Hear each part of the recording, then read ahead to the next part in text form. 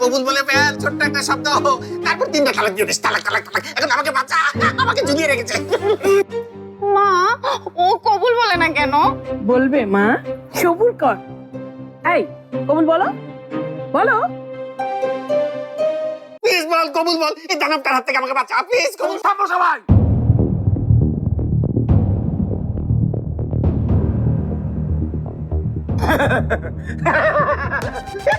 কিরে,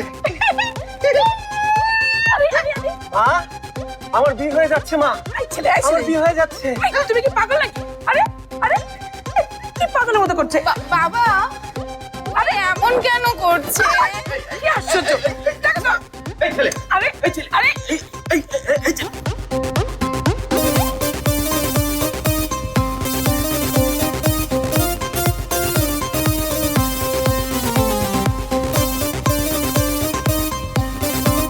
এই ছেলে এমন করছে কেন? হ্যাঁ, ও ভাই, খিচুড়ি ব্যাপার, মিল্কি ব্যাপার উঠছে, মিল্কি ব্যাপার, তাড়াতাড়ি চামড়া জুতা রাখতে ধরে, অক্ষরে ছিল যাইব। খিচুড়ি লোক আছে নাকি? কি হলো রে তোর? উনি কি পাগল হয়ে গেছে মা?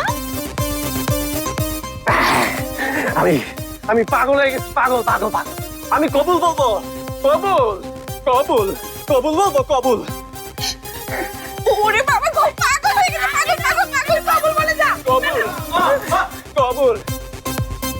এই কবুল। মিঠু, বাবা, এই মেয়ে পাগল ভয় পায়। কেমন বুদ্ধি করলাম বলো তো? তোর বুদ্ধির প্রশংসা পরে শুনিস, আগে বাঁধন খোল। ওই পাগলগুলো ফিরে আসার আগে আমাদের পালাতে হবে। ওকে।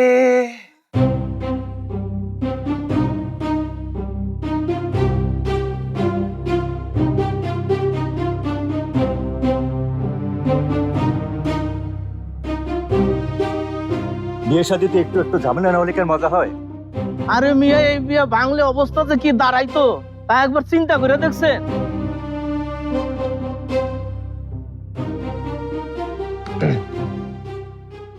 মোহনপুর নিবাসী সুলতান শেখ ও রাজিয়া শেখের কন্যা জবার সাথে কাজী সাহেব, 1 মিনিট।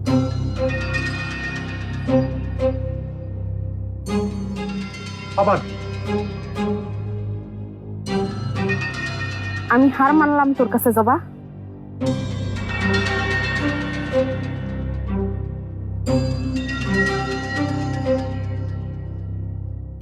আমি হার মানতাছি তোর কাছে, কারণ তোর সর্বনাশ নিজের চোখে দেখা আমার পক্ষে সম্ভব না। তাই বইলা আমি আমার আদর্শের কাছে হাইরা যাবো, সেটাও আমি পারবো না। তোর অবুজের মতো জেদ মানতে আমি রাজি না। আমার চাইতে যদি তোর কাছে তোর জেদই বড় হয়, তাহলে আর আমার বলার কিছুই নাই। না চাচি, আমার জেদ কখনোই।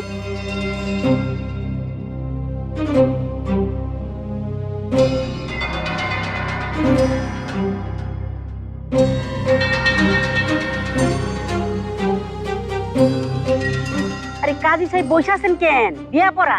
জি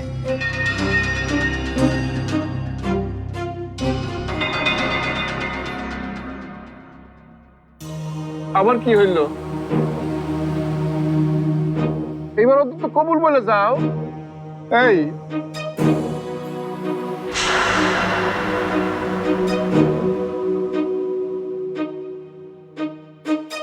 জবা, কই যাস?